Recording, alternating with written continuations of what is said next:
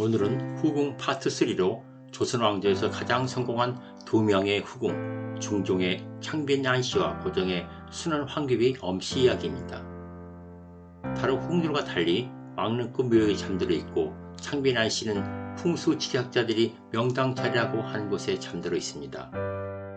첫 번째로 중종의 후궁 창빈 안씨 이야기입니다. 국립현충원에는 4명의 대통령 묘역에 왕릉급 묘가 있습니다. 바로 창빈 안씨 묘입니다. 이승만, 박정희, 김대중 세 분의 대통령이 안씨 능선에 자리 잡고 있습니다. 김영삼 대통령은 자리가 없어 다른 능선에 묻히셨습니다. 대통령 세 분이 창빈 안씨 능선에 자리 잡은 걸 보면 정말 명당 자리인가 봅니다.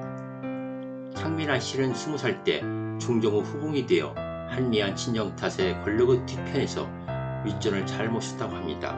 성품이 조용하고 정숙해서 윗전에 신임을 얻었고 덕분에 그녀의 친손자가 왕이 되었는데 무능함의 상징 선조 임금이고 그 이후 모든 임금이 그녀 후손들입니다.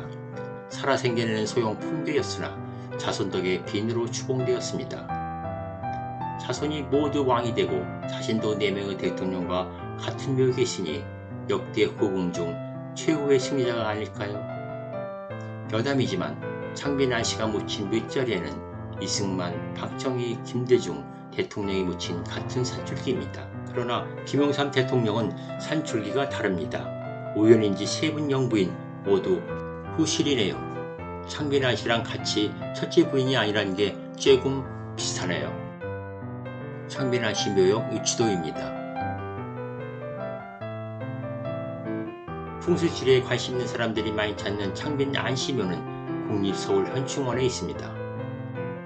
다음은 고종의 후궁 순원 황귀비 엄씨 이야기입니다.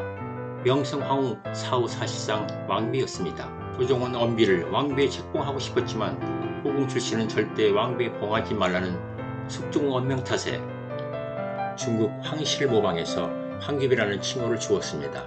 8살에 입궁해서 32살에 승은을 입고 명성황후의 눈밖에 나서 궁 밖으로 쫓겨났다가 시해 사건 후 무려 10년 만인 42살에 다시 입궐했습니다.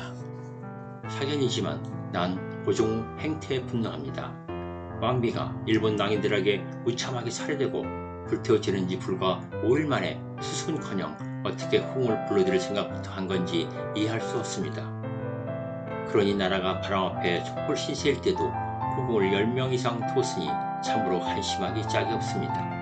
여자 보는 눈도 낮아서 엄비 미모에 반했다니. 궁녀에서 황귀비까지 오르고 또 그 아들이 순종 후계자까지 두었으니 성공했다면 성공이고 행복했다는 의미는 아닙니다.